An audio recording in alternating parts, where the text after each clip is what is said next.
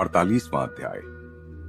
एंसिनीटस, California में। आपके लिए एक आश्चर्य है गुरुदेव, आप जब अमेरिका से बाहर थे तब हमने एंसिनीटस के इस आश्रम का निर्माण करवा लिया।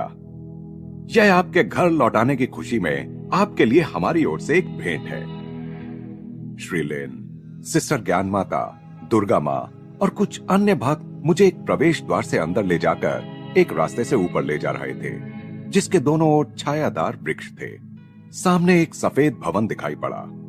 सागर किनारे वह भवन ऐसा लग रहा था मानो नीले समुद्र जल में कोई विशाल सफेद जहाज खड़ा हो। पहले तो मैं अवाक रह गया, फिर केवल ओह और आह जैसे उद्गार ही मुख से निकलते रहे। अंततः आनंद और कृतज्ञता को व्यक्त करने में शब्दों को असमर्थ पाकर मैं आश्रम का निरीक्षण करने लगा। उसमें असाधारण रूप से बड़े 16 कमरे थे। प्रत्येक कमरा सुंदर रीति से सजाया गया था। छत तक ऊंची बड़ी बड़ी खिड़कियों से युक्त विशाल मध्यवर्ती हॉल से हरियाली, समुद्र और आकाश का सुंदर दृश्य दिखता है, मानो पन्ना, शेर स्फटिक और नीलम का अत्यंत प्रमाणबद्ध प्रयोग कर नितांत सुंदर चित्र बनाया गया हो। हॉल में स्थित विशाल अंगीठी के ऊपर ईसा मसीह, बाबा जी, लाहिड़ी महाशय तथा श्री युक्तेश्वर जी की तस्वीरें लगी हुई हैं। देखकर मुझे ऐसा लगा मानो वे उस शांत पाश्चात्य आश्रम पर अपने आशीर्वादों की वर्षा कर रहे हों। हॉल के सीधे नीचे खड़े तट में ध्यान के लिए 2 गुफाएं बनाई गई हैं। इन गुफाओं के सामने केवल अनंत आकाश और अनंत सागर ही है। आश्रम परिसर में सूर्य स्नान के लिए सुरक्षित स्थान है। शांत वृक्ष कुंज और उन तक जाने वाली पत्थर की पगडंडियां हैं। गुलाब के बगीचे हैं। नीलगिरी के वृक्षों का एक कुंज है तथा एक फलोद्यान है।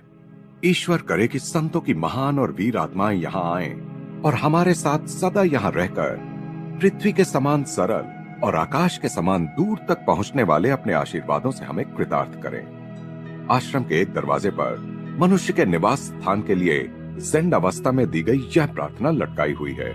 कैलिफोर्निया के एंसिनीटस ग्राम में यह विस्तृत आश्रम श्री जेम्स जे लिन की ओर से सेल्फ रियलाइजेशन फेलोशिप के लिए उपहार है।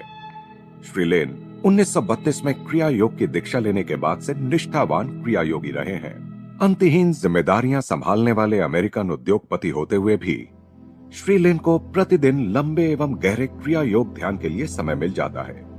वे विशाल तेल उद्योगों के तथा संसार की सबसे बड़ी अग्नि बीमा कंपनी के मालिक हैं। इस प्रकार का संतुलित जीवन जीते हुए उन्होंने समाधि में अविचल शांति प्राप्त कर ली है। मैं जब भारत और यूरोप में था, यानी जून 1935 से अक्टूबर 1936 तक, तब श्री लिन ने कैलिफोर्निया से मेरे साथ पत्र व्यवहार करने वाले लोगों से मिलकर एक प्रेमपूर्ण षड्यंत्र रचा कि एंसिनीटस आश्रम के निर्माण का कोई समाचार मुझ तक न पहुंच पाए। कितना सुखद आश्चर्य था यह। पहले कई बार सागर तट पर एक छोटा सा आश्रम बनाने के लिए जगह की तलाश करते हुए मैंने कैलिफोर्निया का पूरा सागर किनारा छान डाला था। जब भी मुझे कोई योग्य स्थान मिलता तब उसमें कोई ना कोई बाधा आती और मेरी योजना धरी की धरी रह जाती। आज एंसिनीटस में कई एकड़ भूमि पर बने इस आश्रम पर दृष्टि फेरते हुए श्री युक्तेश्वर जी की बहुत पहले की हुई भविष्यवाणी की पूर्ति मुझे नजर आ रही थी। सागर तट पर आश्रम। कुछ महीनों बाद 1937 के ईस्टर के दिन मैंने वहां की हरियाली पर ईस्टर सूर्योदयकालीन ध्यान का आयोजन किया, जो बाद में भी प्रतिवर्ष चलता रहा। कई सौ शिष्य प्राचीन ऋषियों की भांति श्रद्धा और भक्ति के साथ उस दिन नित्य घटित होने वाले चमत्कार को निहार रहे थे। पूर्वाकाश में सूर्य का जागना, पश्चिम में अपनी गरजती आवाज में स्तुति करता प्रशांत महासागर और उसमें दूर कहीं अपना पाल फैलाए चल रही नाव, आकाश में उड़ान भरता एक अकेला समुद्री पक्षी। ईसा, सचमुच तुम्हारा पुनरुत्थान हो चुका है।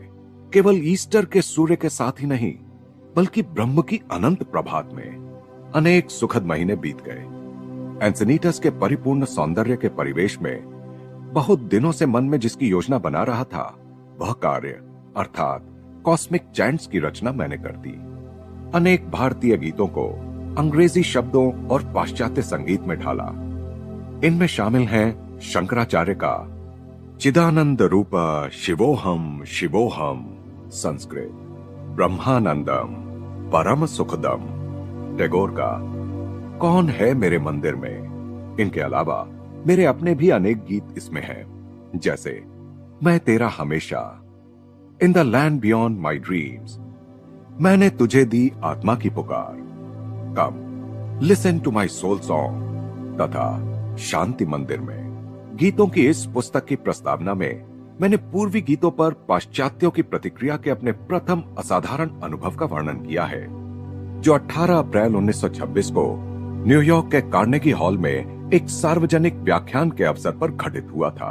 17 अप्रैल को मैंने एक अमेरिकन शिष्य श्री ऑल्विन हंसिकर को बताया था, मैं श्रोताओं से एक पुराना हिंदू भजन हे हरि सुंदर अपने साथ गाने के लिए कहने का विचार कर रहा हूं। श्री हंसिकर ने यह कहते हुए मेरे विचार पर संदेह प्रकट किया था कि पूर्वी गीत आसानी से अमेरिकन लोगों की समझ में नहीं आ सकते। मैंने कहा था, संगीत सार्वभौमिक भाषा है। इस उदात्त गीत में निहित आत्मा की ललक को अमेरिका के लोग भी निश्चित ही अनुभव करेंगे। दूसरे दिन रात को 1 घंटे से भी अधिक समय तक हे हरि सुंदर के भक्तिपूर्ण स्वर 3000 कंठों से आते रहे। प्रिय न्यूयॉर्क वासियों, आज तुम उदासीन नहीं रहे। आनंद के इस सीधे सादे स्तवन में तुम्हारे मन के पक्षियों ने ऊंची उड़ानें भरी हैं। उस रात प्रेम एवं भक्ति के साथ प्रभु के नाम का कीर्तन करते उस भक्त समुदाय में कई लोगों को दैवी शक्ति से स्वस्थता प्राप्त हुई। 1941 में मैं सेल्फ रियलाइजेशन फेलोशिप के बॉस्टन केंद्र में गया। बॉस्टन केंद्र के प्रमुख डॉक्टर M.W. लुइस ने एक अत्यंत कलात्मक ढंग से सजाए गए कक्ष में मेरे ठहरने की व्यवस्था की।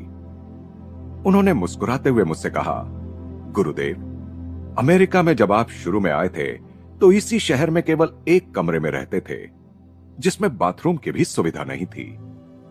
मैं आपको यह दिखाना चाहता था कि बॉस्टन में पूर्ण सुख सुविधा संपन्न आरामदायक कक्ष भी उपलब्ध है। कैलिफोर्निया में कार्य व्यस्तता के बीच वर्ष पर वर्ष सुखपूर्वक बीतते गए। 1937 में एंसिनीटस में एक सेल्फ रियलाइजेशन फेलोशिप कॉलोनी की स्थापना की गई। इस कॉलोनी में शिष्यों को सेल्फ रियलाइजेशन फेलोशिप के आदर्शों के अनुसार विविध गतिविधियों द्वारा प्रशिक्षित किया जाता है। यहाँ एंसिनीटस और लॉस एंजलिस के केंद्रों में रहने वाले लोगों के लिए फल एवं सब्जियां उगाई जाती हैं। ईश्वर ने एक ही रक्त से मनुष्य की सब जातियां पृथ्वी पर रहने के लिए बनाई हैं। विश्व बंधुत्व बहुत व्यापक शब्द है, परंतु मनुष्य को स्वयं को विश्व नागरिक मानते हुए अपनी सहानुभूतियों को विस्तारित करना ही होगा। सच्चे अर्थ में जिसकी समझ में यह आ गया कि यह मेरा भारत है, मेरा अमेरिका है, मेरा यूरोप है, मेरा अफ्रीका है, आदि आदि, उसके लिए उपयोगी एवं सुखी जीवन के तरीकों का कभी अभाव नहीं होगा।